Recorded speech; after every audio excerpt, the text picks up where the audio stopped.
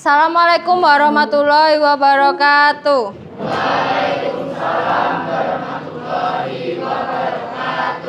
Selamat pagi semuanya. Gimana kabarnya? Oke, sebelum memulai pembelajaran ekonomi bisnis pada pagi hari ini, kita berdoa memohon yang di atas, semoga kita diberi kelancaran. Amin. Berdoa dipimpin oleh Ketua Kelas Tarika. Mari teman-teman, sebelum kita memulai pelajaran, kita berdoa terlebih dahulu. Berdoa mulai. Cukup. Gimana? Di sini ada yang ikut film? Saya. Banyak ya. Jadi harus tetap jaga kesehatan. Tips untuk menjaga kesehatan makan yang banyak. Terus yang bergizi. Pokoknya harus tetap sehat. Hujan, badai, halilintar. Oke, sebelumnya kita mau presensi tanggal 28 ya. Asli Dewi, Bilkis, Kaya, Chelsea. Hari ini 28 Oktober. Hari apa? Sumpah Pemuda. Tadi upacara? Iya. Apa sih yang kalian dapatkan dari mengikuti upacara tadi? Sangat semangat untuk menambah semangat nasionalisme kalian di hari Sumpah Pemuda. Budita punya video mengenai Sumpah Pemuda. Silahkan disimak. Setiap tanggal 28 Oktober kita merayakan Sumpah Pemuda. Oke. Hari ini selamat Hari Sumpah Pemuda. Dari video tersebut, apa pembelajaran yang kalian bisa petik? Menghargai satu sama yang lain. Ada lagi? Gimana Fabian? Toleransi, betul. Beri tepuk tangan untuk kita semua sebagai pemuda generasi bangsa. Oke, kita masuk ke materi. Hari ini kita akan membahas apa toh? Permintaan dan penawaran. Kemarin kita membahas apa? Pelaku kegiatan ekonomi. Pelaku kegiatan ekonomi ada 4. Rumah tangga, konsumen, produsen, Oke, kita akan beralih ke materi permintaan penawaran. Apa sih tujuan pembelajaran pada hari ini? Yang pertama itu ada ini. Setelah menggali informasi, peserta didik dapat mengimplementasikan teori permintaan dalam kehidupan sehari-hari dengan benar dan tanggung jawab. Terus setelah berdiskusi, peserta didik dapat mengimplementasikan teori penawaran dalam kehidupan sehari-hari dengan benar dan tanggung jawab. Ini yang kompetensi pengetahuan. Kalau yang keterampilan, kalian dapat mempresentasikan. Mempresentasikan apa sih? Kalian disuruh nanti gambar apa? Gambar kurva permintaan dan kurva penawaran. Oke. Selanjutnya, ini pokok bahasanya ada permintaan, penawaran, hukum permintaan, hukum penawaran. Oke. Video pembelajarannya untuk memperjelasnya saya akan berikan. Pernahkah Anda bertanya? Silakan disimak. Dari visualisasi ini nanti bisa disimpulkan apakah itu permintaan, apakah itu penawaran. Nih, 5.000, dia jual 5.000.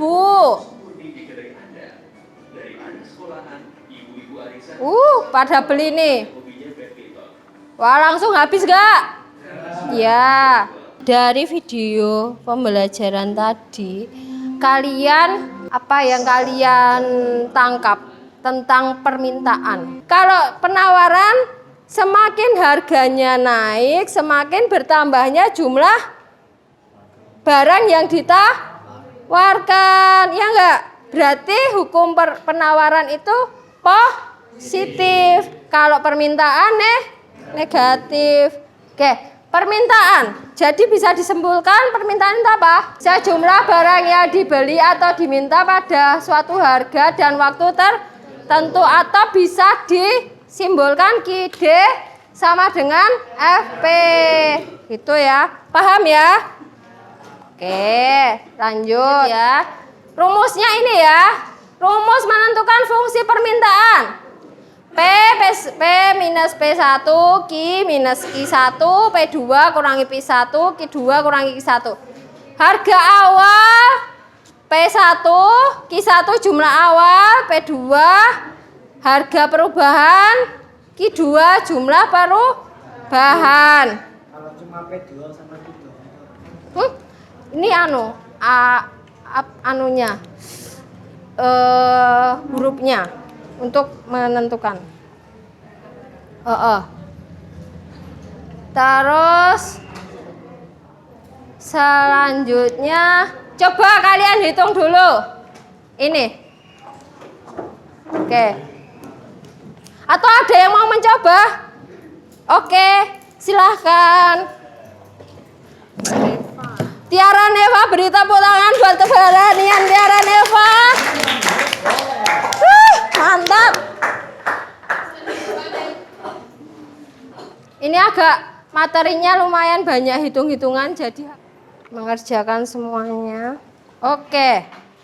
Terima kasih Tiara Neva. Beri tepuk tangan buat Tiara Neva. Keren banget. Mau mencoba penawaran. Oke, tadi permintaan, sekarang penawaran. Penawaran itu apa toh? Kesediaan produsen atau penjual untuk menjualkan barang atau jasanya. Bisa dihubungkan QS sama dengan F. Gitu ya.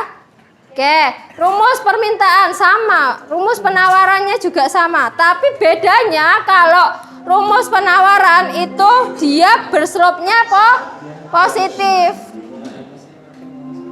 Oke. Oke. Slope-nya positif. Nanti kita lihat. Ini udah jelas ya? Apa diulangi lagi? Sudah. Oke, kita lanjut ke ininya. Latihannya. Oke. Silahkan dikerjakan. Ada yang mau mencoba? Oke. Naula, nanti gantian ya Justin. Semangat pokoknya.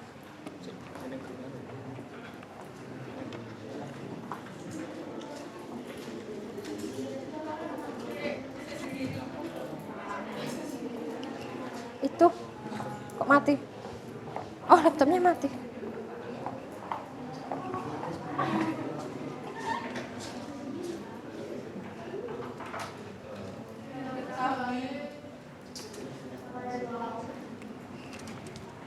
Ganti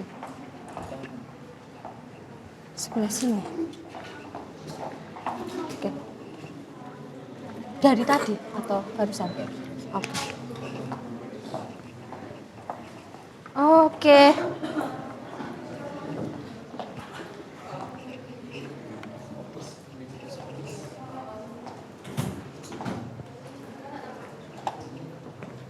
Ini gimana ya Beno? Ada yang ini enggak? Ada ganjelan.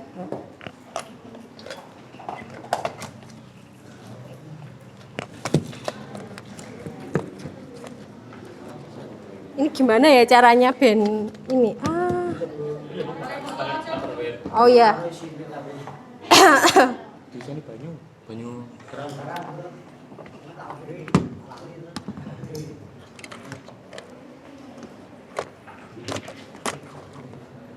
Udah. Oke. Beri tepuk tangan buat Naula yuk. Biar semangat. Kalau sudah Enggak, kita bagi kelompok terlebih dahulu. Yuk, silahkan berkelompok menurut ini kelompok masing-masing. Nanti kita ada ini. Yuk, soal berkelompok. Sudah kita lihat petunjuk belajarnya. Yang pertama, sudah berkelompok kalian? 4 sampai 5 orang? Sudah. Terus kalian baca soal permintaan dan penawaran. Oke, kita bahas yuk soal permintaannya. Dibaca. Ada volunteer? Yuk, siapa? Oke, Najma, boleh? Iya, dibaca aja. Masyarakat Indonesia sangat mengemari tempe dengan jumlah yang besar dan ukuran pasar yang besar. Indonesia tidak mampu memenuhi permintaan kedelai sebagai bahan baku tempe dalam negeri, sehingga pemerintah melakukan impor kedelai dari luar negeri pada saat harga kedelai Rp50.000 per kilogram. Permintaan akan kedelai sebanyak 1.000 kilogram, tetapi pada saat harga kedelai meningkat menjadi 7.000 kilogram, permintaan akan jeruk menurun menjadi 600 kilogram.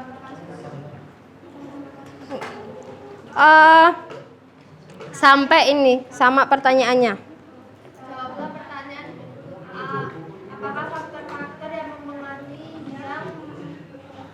permintaan kedelai? D. Jelaskan hukum permintaan yang berlaku dalam kasus kedelai. C. Silakan disimak dulu ya. C. Itulah fungsi permintaan dalam kasus kedelai. Buatlah kurva penawaran kasus casing HP. Kasus kedelai. Maaf ya, ini tipe. Kok tiba-tiba casing HP? Oke. Di soal permintaan. Jadi ada 2 kasus. Pertama kasus permintaan. Kasus permintaan ini kasus permintaan apa? Kedelai di Indonesia. Kalian disuruh apa toh? Yang pertama kalian disuruh apa saja yang mempengaruhi faktor-faktor yang mempengaruhi permintaan. Tadi sudah dijelaskan toh? Dah, di sini juga ada narasinya. Masyarakat Indonesia sangat menggemari tempe dengan jumlah penduduk yang besar dan ukuran pasar yang besar. Indonesia itu tidak mampu memenuhi permintaan kedelai. Tempe itu dari kedelai, makanya dia mengimpor dari luar negeri. Oke. Kedua, jelaskan hukum permintaan yang berlaku. Berhukum permintaan yang berlaku gimana? Tadi udah dijelaskan toh? Terus yang ketiga, kalian disuruh menghitung fungsi permintaan. Yang keempat, kurva permintaan.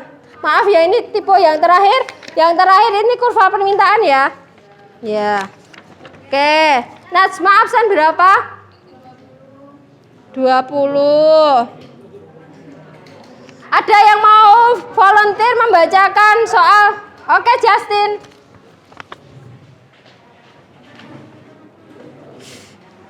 China merupakan negara yang maju dalam dunia industri, sehingga mampu mengekspor barang-barang dengan harga murah.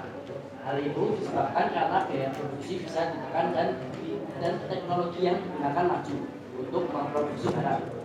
Selain itu, pemerintah juga melakukan insentif pajak sehingga dapat menjual barang dengan harga murah.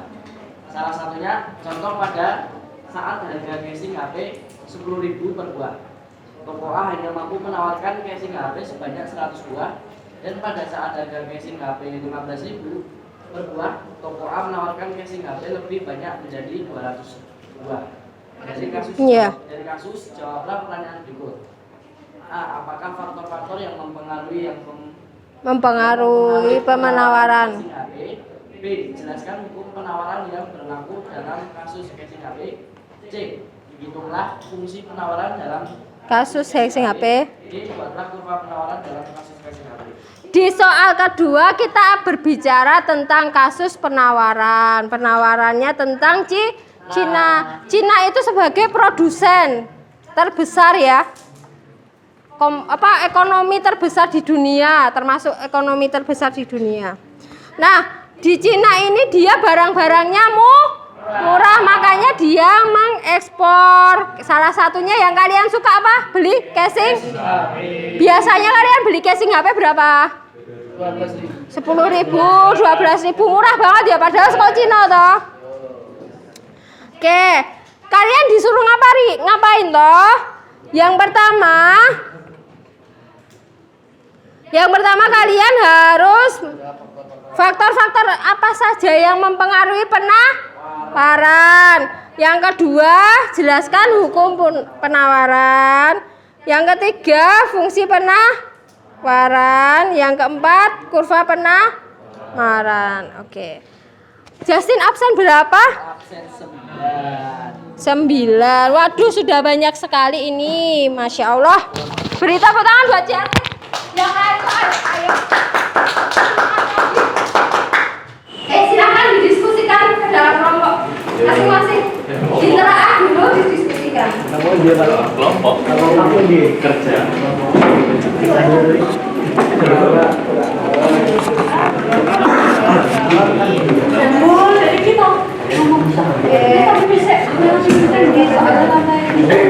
Didiskusikan dulu. Sambil dijawab kan? Iya, dijawab. Maksudnya didiskusikan. Dipahami, setelah dipahami kalian bisa cari informasi untuk menjawab kasus tersebut.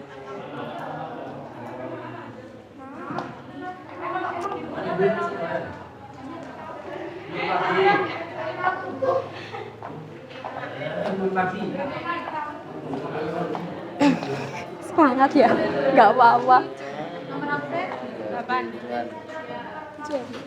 Lucu. Beli di mana? Kok kamu lemes banget ya?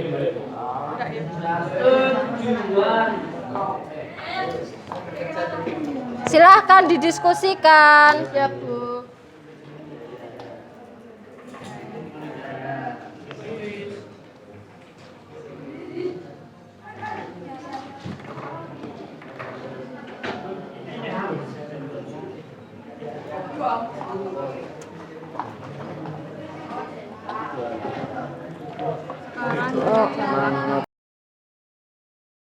Untuk menguji kemampuan kalian, Budita akan ada pos tesnya.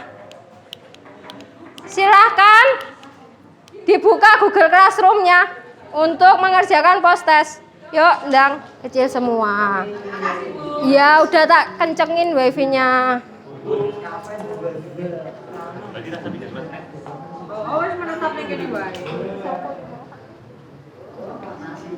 Iya, sama-sama.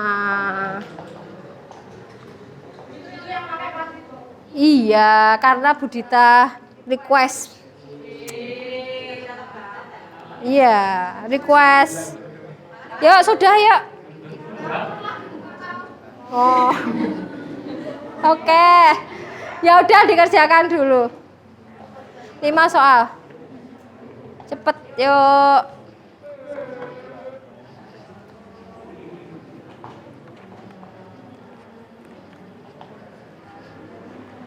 Apakah soalnya susah?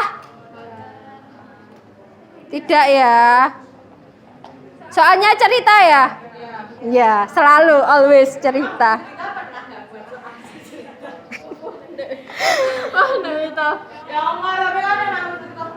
Iya, ben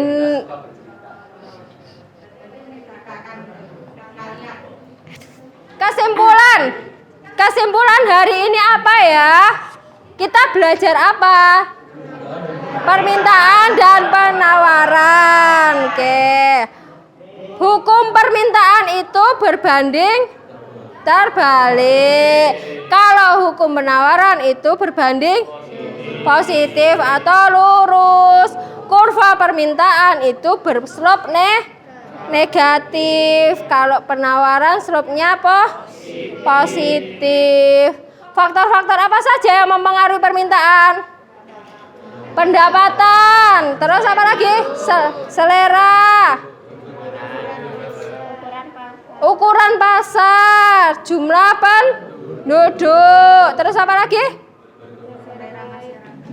Ya, selera tadi sudah. Misalkan Fabian sukanya tadi apa? Tadi Naufal ya. Naufal sukanya bajunya warnanya biru. Natswa sukanya pink gitu ya. Oke. Penawaran. Faktor-faktor apa saja yang mempengaruhi penawaran? Biaya produksi. Biaya produksinya selain itu apa? Ada apa aja? Pajak, terus jumlah produsen, terus apa lagi? Teknologi. Semakin efisien ya. Kalau misalnya teknologi berkembang semakin efisien. Kalau semakin efisien, biaya produksinya akan semakin murah, turun. Betul. Gitu? Paham? Ada yang ditanyakan? Alhamdulillah sedikit jelas. Oke. Ya nggak apa-apa, pelan-pelan nanti kan kita belajar. Sedikit jelas. Oke. Kita refleksi dulu. Gimana kalian senang nggak pembelajaran Ibu Dita? Senang. Alhamdulillah ya. Ada kendala? Ada hambatan? Lancar. Oke. Alhamdulillah. Oke. Untuk refleksi, masukan Bu Dita bisa dikerjakan di Google Classroom. Oke ya. Biar Bu Dita mendapatkan input, biar mawas diri gitu loh. Maksudnya berkaca, Bu Dita tuh kurangnya apa gitu ya. Terus tindak lanjutnya, terus ada tugas gak di situ? Ada dong, dibuka dulu tugasnya. Buka tugas, di situ ada soal cerita. Iya, yang tidak lanjut ada tugasnya dong, PR. Sudah paham tentang tugasnya? Aman ya? Oke. Kalau gitu kita tutup pembelajarannya. Yuk, kembali ke tempat duduk masing-masing. Yuk. Sebelum kita mengakhiri pembelajaran pada siang hari ini, kita berdoa. Yuk, boleh sikap sempurna untuk berdoa. Kita memohon pada Yang Maha Kuasa. Kita berdoa menurut agama dan kepercayaan kita masing-masing. Yuk, dipimpin Talita yuk.